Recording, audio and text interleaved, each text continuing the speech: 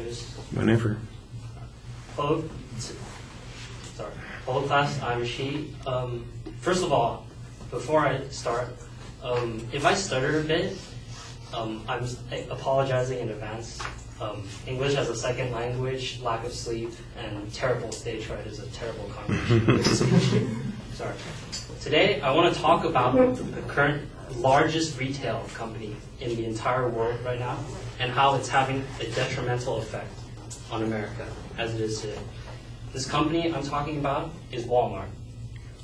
Currently, it has several chains all around the world, and right now, as of now, most the negative effects on America's economy outweigh its benefits. I've narrowed it down into 3 concise points of how it's affecting America. First, how it's stifling American business and growth. Secondly, how it's negatively affecting its employees, the job market, and taxpayers. And thirdly, how Walmart is not contributing enough back to America to aid the economy. First of all, I'd like to get to the point of how Walmart is currently stifling American businesses. As the largest retail company, it earns way more than any other retail company right now in the U.S. Let's take, for example, one of its competitors, Target.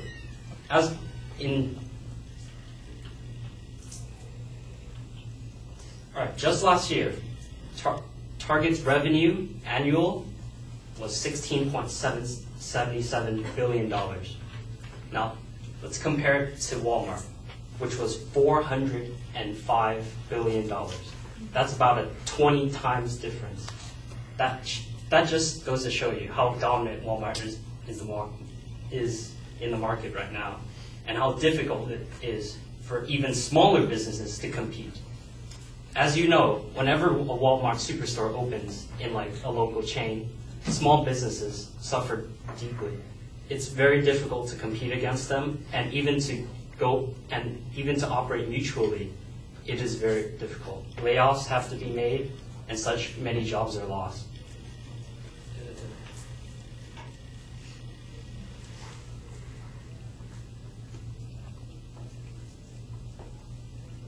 Walmart also uses several tactics to keep in the lead, several underhanded tactics, one of which was it was shown that managers of Walmart chain stores were shown to forcibly have workers work overtime but for no pay. As in the case in Pennsylvania from 1998 to 2001, where 33 million missed rest breaks were taken away from these employees. Luckily, they sued back.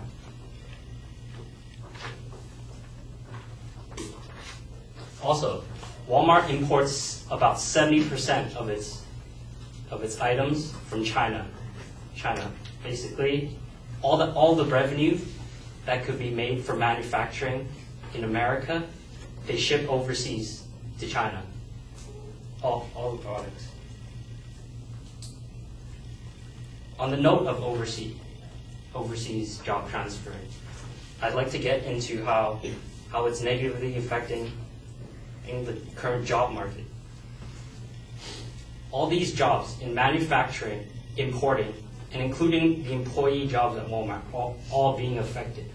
As I said before, wages are really low for employees of Walmart. Most Walmart employees testified that they have to if they were supporting a family, they would have to take another job, another part-time job, just to help pay for such things. Walmart's healthcare has a $4,400 deductible taken. That's basically 25% of their annual wages. More money they're taking away from their wages. So money taken away from the consumers that Walmart can use just to buy more products from China and sell back to us. Basically, this is affecting all our monetary flow, basically, to China, as of now. Also, because there's also Medicaid, which most employees have to take, that takes away from the taxpayers because Walmart won't cover without the deductible. Also, finally, because of this, overall, Walmart has not invested enough back into the U.S. economy as of now. They ship manufacturing and export jobs overseas, these mostly, which is helping China's economy, but not ours, and not giving back properly. There may be low prices, but all the lost jobs outweigh. It's said that for every Walmart store that opens up and closes 3 jobs, they only provide 2 super low wage jobs in return. In conclusion, Walmart is very detrimental to our American economy as of now. It stifles business because of its unjust practices. It negatively affects a lot of jobs, such as its employees, their wages, and it siphons from the taxpayers' money. And I guess I'm out of time.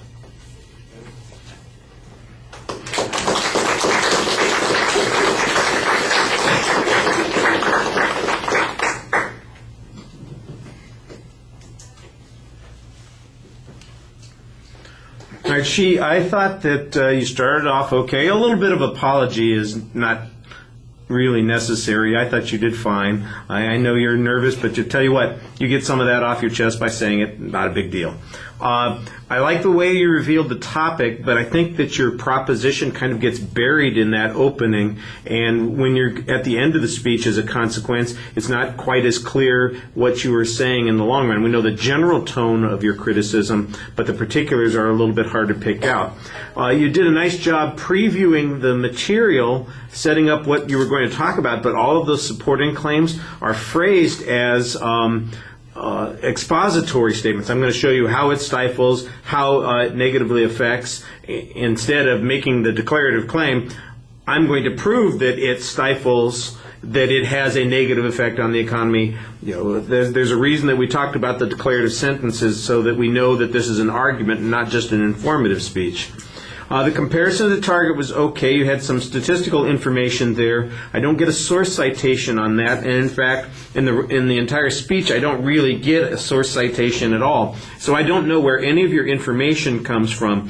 You have one kind of ratio that you're talking about in the last part of the speech, where you say, it's said that a job at Walmart equals 2 lost jobs someplace else, and I'm going, okay, who said this? And what's their basis for reaching this conclusion? We have no way of assessing that. And that's a problem with a lot of the information in the speech, is you present ideas, but you don't really provide us with proof. There's one lawsuit, apparently, that you cite that where a whole bunch of overtime was not paid to the workers, and they lost 33 million hours, I guess it was, of break time.